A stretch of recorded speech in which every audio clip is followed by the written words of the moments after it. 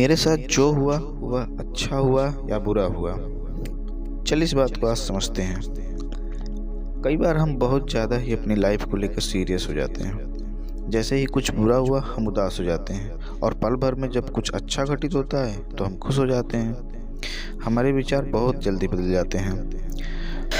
हम यह नहीं सोचते हैं कि जो कुछ घटित हुआ वह हमारे लिए अच्छा है या बुरा। हमारे साथ घटी घटना का भविष्य में क्या प्रभाव पड़ेगा ये हमें खुद पता नहीं होता है। चलिए आज हम आपको एक छोटी सी कहानी सुनाते हैं जो कि आपको कठिन परिस्थितियों में धैर्य का महत्व सिखाएगी। एक समय की बात है, एक किसान था जिसके पास एक घोड़ा था। वह अपने इस घोड़े से बहुत प्यार करता था। उसे अपने घोड़े पर बहुत गर्व था, जो कि किसान की कमाई का जरिया भी था। अपनी इस कमाई से किसान अपने परिवार का पेट भरता था। लेकिन एक दिन वह घोड़ा भाग गया। उसके भागने के बाद समाज के लोग और किसान के पड़ोसी उसके पास आकर उसे कहने लगे, हे भगवान, तुम्हारा घोड़ा जिस पर तुम्हें बहुत घमंड था वह तो भाग गया। उसको सांत्वना देने लगे। उसके साथ बहुत बुरा हुआ, लेकिन किसान ने उसका जवाब बहुत ही सहजता से देते हुए कहा, हाँ बहुत बुरा हुआ। फिर अगले दिन घोड़ा वापस आ गया, लेकिन सिर्फ घोड़ा वापस नहीं आया बल्कि वह अपने साथ 3 जंगली घोड़े भी लाया। फिर उसके पड़ोसी उसके पास दौड़ते हुए आए और फिर उस किसान से कहने लगे, आपका घोड़ा आ गया और आपके साथ 3 और घोड़े भी लाया है। यह तो बहुत अच्छी बात है, आपकी किस्मत बहुत अच्छी है।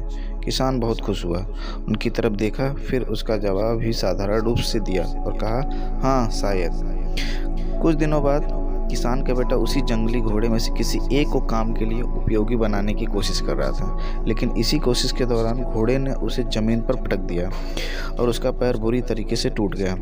उसके पड़ोसी उससे कहने लगे, उस पागल घोड़े ने देखो तुम्हारे बेटे के साथ क्या किया, उसका पैर तोड़ दिया। यह तो बहुत बुरा हुआ। किसान दुखी हुआ और फिर से उसी तरह जवाब दिया और कहा, हाँ शायद मेरे बेटे के साथ गलत हुआ। अगले दिन सेना के कुछ जवान उस किसान के घर आते हैं जो जंग छेड़ने के कारण नए जवानों की भर्ती कर रहे होते हैं। उसमें से एक जवान ने किसान के बेटे को देखा और बोला, इसका तो पैर टूटा हुआ है, हम इसे सेना में भर्ती नहीं कर सकते। और वे जवान गांव के सभी लड़कों को लेकर अपने साथ चले गए। यह जानकर उसके पड़ोसी और बाकी गांव वाले उसके पास आए और बोलने लगे, तुम्हारे बेटे की तो जवान जंग के लिए ले ही नहीं गए, तुम्हारी किस्मत तो बहुत अच्छी है।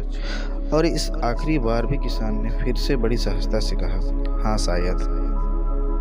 इस कहानी से हमें यह प्रेरणा मिलती है कि हमारे लिए चीज़ों को नकारात्मक ढंग से सोचने में जरा भी समय नहीं लगता। जब भी कुछ हमारे अनुकूल नहीं होता है तो हम उसे बुरा ही समझते हैं। लेकिन सच बात तो यह है कि कोई नहीं जानता कि जो हमारे साथ जो घटा हुआ है वह बुरा हुआ है कि अच्छा हुआ है। इस कहानी में भी किसान के भावों में परिवर्तन परिस्थितियों के कारण होता है। बुरी परिस्थितियों में वह नकारात्मक हो जाता है और अच्छी परिस्थितियों में वह सकारात्मक। इन नकारात्मक और सकारात्मक परिस्थितियों के बीच के समय में धैर्य रखना बहुत ज़रूरी होता है। क्या आप वाकई में यह बता सकते हैं कि हमारे साथ जो घट रहा है वह गलत है या सही, बिना यह जाने कि भविष्य में उसका क्या प्रभाव पड़ेगा हम पर या हमारे जीवन पर?